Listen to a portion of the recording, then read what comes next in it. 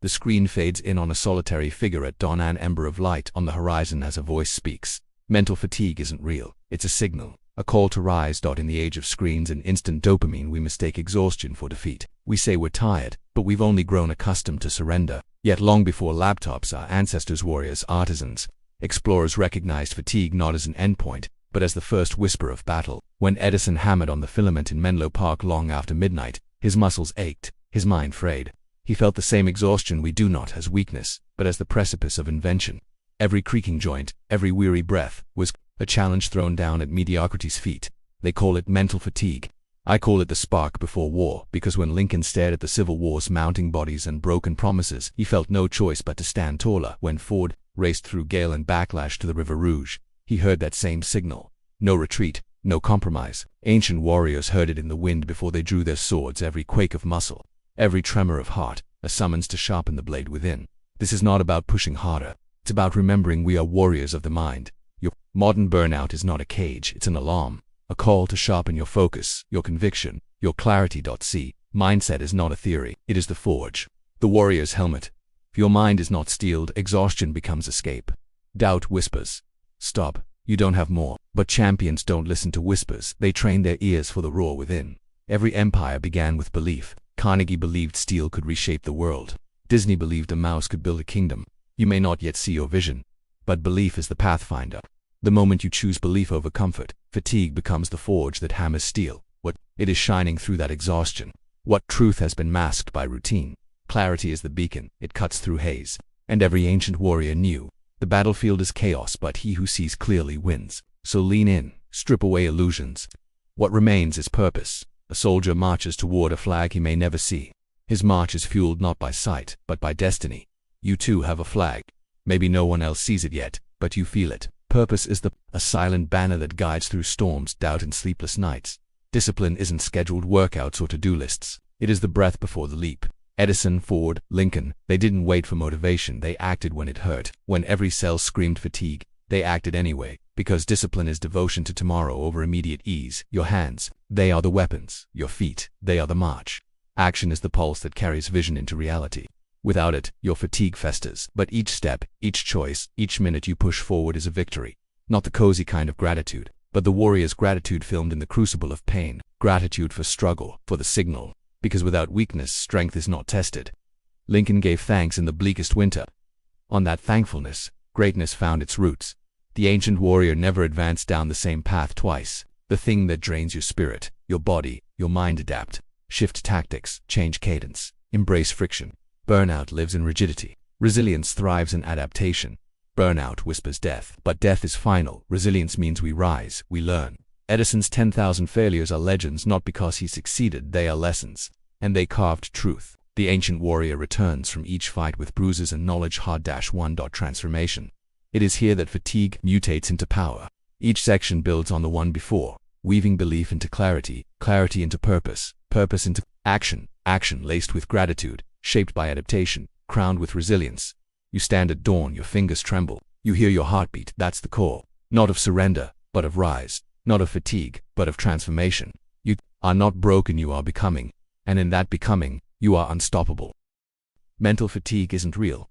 It's a signal, a call to rise. In the age of overstimulation, we've mistaken signals for symptoms. We've been taught that burnout is an illness, but it's not. It's an invitation. It's the primal voice inside. You, screaming through layers of modern noise, wake up. You are not built for comfort.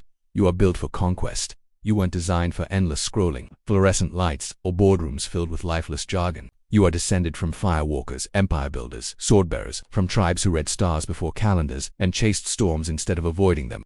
From people who didn't call fatigue a curse but a sign that they were touching the edge of greatness. Your exhaustion is not the enemy, it is the doorway. Every transformation begins in the mind. The difference between the average and the extraordinary is not talent, it's not luck, it's not even intelligence, it is mindset. And mindset is not an idea, it is a battleground. The modern mind is fragile, fragmented, overstimulated by the hour, underdisciplined by the decade. We fear boredom, we worship convenience.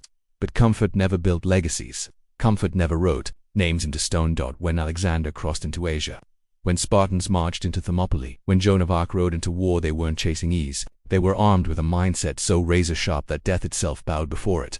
You're not burned out, You're uninspired, you're not weak. You're unchallenged. Train the mind like a blade, and every challenge becomes a proving ground. The moment you start believing that suffering is sacred, that fatigue is a blessing, that resistance is the path, you are reborn. Belief, the spark of impossible fire. Henry Ford once said, "Whether you think you can or you think you can't," right? This isn't a slogan, it's the blueprint of destiny. Edison believed in light when the world believed in darkness. Disney believed in magic when no one else could even imagine it. Carnegie believed that steel could reshape an entire nation. Belief is the seed of all creation. But belief isn't born in comfort. It is born in shadows, in the silence between failures, in the hours when no one claps, in the moments when even your own reflection doubts you. The ancient warriors believed the gods were watching. Today, the gods are watching through your hesitation, your indecision, your choice to stand or fold. When belief takes root, fear loses its hold, because the warrior doesn't wait for confidence. He moves in faith. And faith is a discipline far more powerful than any tactic. You can endure almost anything if your vision is clear. Clarity cuts through doubt like a blade through fog, and most people don't fail from lack of strength, they drown in the gray, in uncertainty, in distraction. Lincoln didn't navigate the Civil War with a blueprint. He led through the storm because he knew what he stood for. You must know what hill you're willing to die on. Otherwise, every molehill becomes a mountain. Every criticism becomes a wound. Every delay becomes defeat. Clarity is not handed to you, it is forged. In the silence of 4 a.m., in the second hour of focused work, when your brain screams stop, in the fire of decisions made with trembling hands and iron hearts. Don't chase 1,000 desires. Forge one vision, then burn everything in its pursuit. Purpose is not found, it is chosen. You want energy, you want endurance, you want to outlast your excuses. Then root your actions in purpose. Purpose transforms suffering into sacrifice. It makes the pain sacred, the waiting worthwhile. Why did Mandela endure 27 years in a cell? Why did Gandhi walk barefoot across empires? Why did Tesla die penniless but visionary? Because purpose is fueled deeper than hunger, higher than ego, and harder than steel. The average man breaks under pressure. The man of purpose breaks records. You are not burned out. You are disconnected from your purpose. Reconnect, and your fire will return. Discipline is the unseen muscle. It moves even when no one watches. It obeys even when the body begs to disobey. The world worships motivation, but motivation is fleeting. Discipline is divine. That Edison didn't invent the light bulb because he was inspired every morning. He invented it because he worked when it failed. He stayed when it burned. He kept building when the whole world yawned and rolled over. Discipline is the sacred blade. Sharpen it. Wake up when you don't feel like it. Show up when you're doubted. Push when you're exhausted.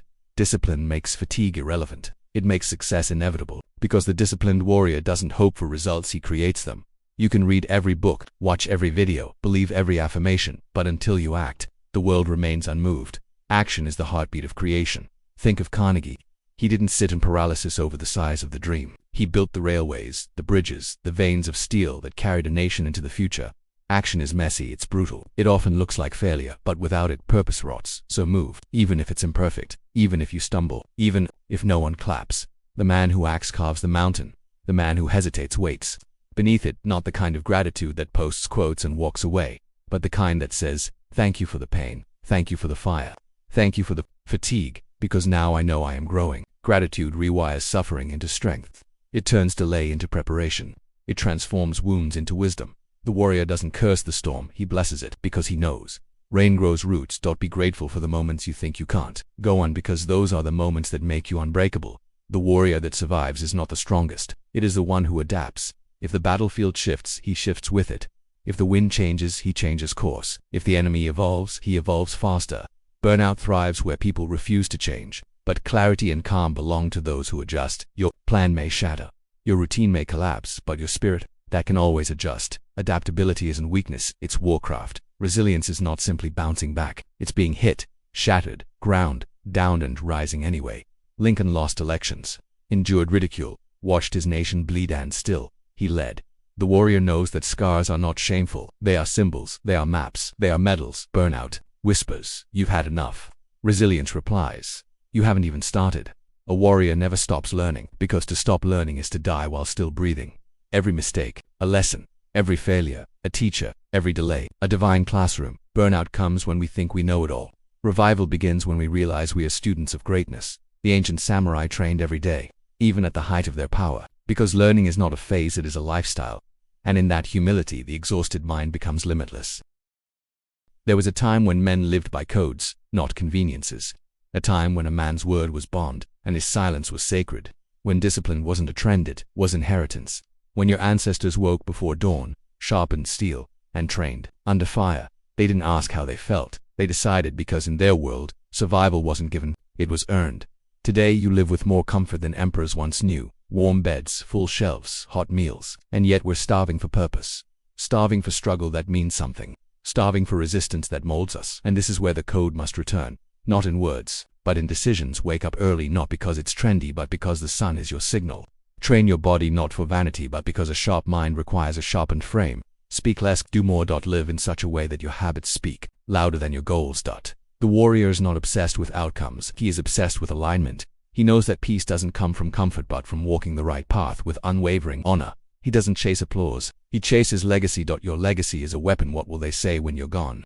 What will echo in rooms you never enter, from mouths you'll never meet? Because make no mistake, your legacy is being written. Every moment, every thought, every choice. And it is either a whisper or a war cry. Edison didn't die with light, he died with impact. Lincoln didn't die in peace, he died in sacrifice. Disney didn't die with cartoons, he died with wonder stitched into generations. Your name may not be global, but your life can still echo across centuries. You're not here just to survive. You're here to carve mountains into messages. You're here to turn silence into thunder. So live accordingly. Act with the intensity of immortality. Because in every choice you wield the pen of forever. Stop negotiating with weakness. Weakness loves comfort. It loves negotiation. It offers you options, softness, delays, excuses. Strength doesn't negotiate, it decides, it commits, it demands. Do not ask, can I do this? Ask, who must I become to never retreat again? Your fatigue is not the signal to stop, it is the call to sharpen. You are tired, then make your rest strategic, not indulgent. Make your pause sacred, not lazy. Even the samurai rested, but he did not soften. He used every breath to become more lethal. So do not negotiate with the voice that says slow down. Train it, dominate it, break it until it bows to you. Whatever you fear most, that's your direction. If speaking your truth scares, you speak it louder. If stepping out alone terrifies you, step further. Fear isn't the enemy. Fear is your North Star. Every great figure you admire was terrified, but they moved anyway. They walked into the fire because they understood fear is the confirmation of purpose. It is not a stop sign, it is a summons. So stop running and start responding. Answer the call. You are not fighting anyone else. Not really. Your war is inside, between who you are and who you could be, between your excuses and your potential, between the easy road and the eternal one. So stop looking outward and start commanding inward. Command your thoughts, your time, your environment, your rituals, your response to pain. Because if you do not take command, the world will do it for you. This world rewards the obedient, but it remembers the defiant. Be defiant, but not recklessly. With reason, with rigor, with soul. Struggle is not punishment, it is purification. A river does not cut through stone because it's angry, it cuts through because it is persistent. That's what your struggle is doing right now. It is shaping your edges, defining your values, stripping you of vanity. The more it hurts, the deeper it carves, and the deeper it carves, the greater your capacity. So don't run from the grind. Honor it. Because a soft life builds soft men, and soft men build weak generations. But your pain, your fatigue, your private battles, they are sacred, and the world may never see them, but the universe does, and it does not reward the loud. It rewards the aligned. One day your heartbeat will stop, and you won't know it was the last. You'll plan for tomorrow, but it won't come. You'll save your best effort, but it will never be used. So why wait? Why act like you're immortal when your time is anything but? Stop rehearsing, start performing, start preparing, start executing, because the clock is not your ally. It is your adversary, and every second you waste on doubts is a second you surrender to death. Live like your legacy depends on this moment, because it does. Breathe with purpose. Walk with weight. Speak with fire. You are not meant to be tame, not meant to be dulled by distraction, or sedated by comfort. You are meant to be sharp mentally, physically, spiritually. You are meant to move like lightning, to strike like purpose, to stand like a monument in a world built on sand. So bring back the code, wake before the sun, honor your word, seek hardship, train daily, lead with silence, die with nothing left unspoken. Make that your oath. And when you do, burnout disappears, excuses vanish, confusion melts, and in their place, clarity, conviction, power. You don't need more energy, you need more intention. You don't need more rest, you need more reasons. The warrior, it is not extinct. He is remembering. And now it's your turn.